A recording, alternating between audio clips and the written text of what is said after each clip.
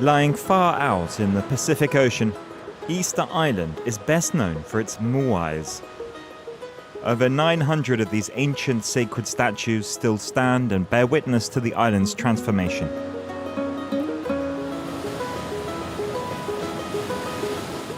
In recent years, the beaches have become increasingly polluted by plastic waste. I think that this is a piece of a paint bucket. This is the lid. And I don't know where this comes from, but I imagine it's a known brand. According to researchers, every year almost 4.5 million items of rubbish washes up on these shores. Most of the debris is plastic, carried by maritime currents, or dumped by industrial fishing boats. We're surrounded by lots of industrial fishing. They come to fish for tuna, but they end up throwing all their waste out into the sea. Several kilometers away, Devin has been tracking another source of pollution, microplastics.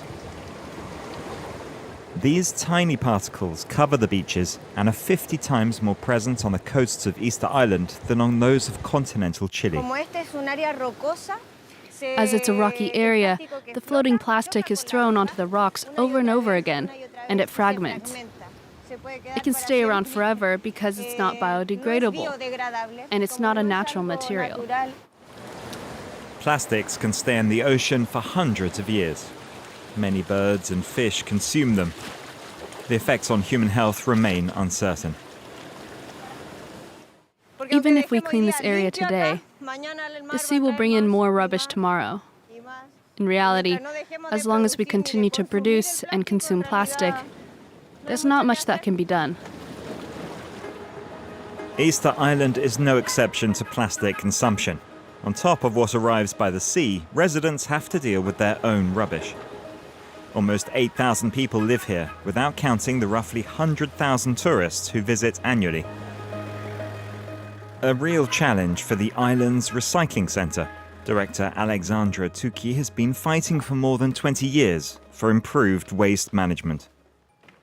That's the bi-weekly collection, and we're going to need at least a month to sort everything before being able to compact it.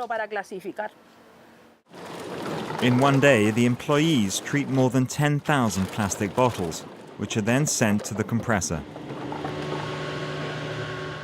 That goes in the airplane to continental Chile, where it goes to other companies. And our work ends there. 300 tons of waste are shipped from the island every year. A disappointing reality, according to Tuki. We're only able to recover, that is to say recycle, only 5% of our waste. It's therefore necessary that the community becomes aware that we have to recycle. 95% of the waste ends up in the dump, which is on the verge of overflowing. The recycling centre hopes that education can be the answer. At this public meeting, local residents are thinking up ideas to reduce plastic pollution. And so here we're writing that we'd like to build social housing which could be made from wood and bricks made out of recycled plastic. The group is looking for ways to get the whole island involved, including the business sector. We need solutions at the heart of businesses. We need them to set up collection points near them. We need them to talk to their suppliers so that businesses collect plastic waste.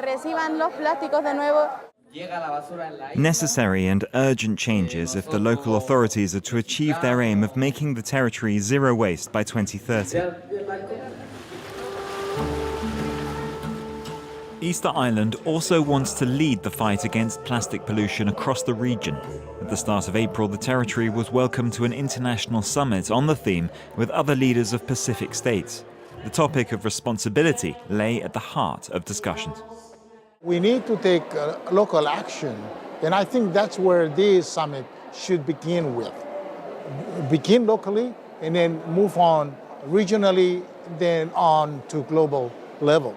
What we need to do now is come up with maybe global strategies on how we can ask or how we can influence the bigger producing countries on how they can manage the use of or the production of plastics, because like you just said, because most of us are at the end of the process. Together, Pacific states are trying to join forces faced with an urgent situation. If nothing is done, the quantity of plastic waste in the world's oceans could triple by 2060.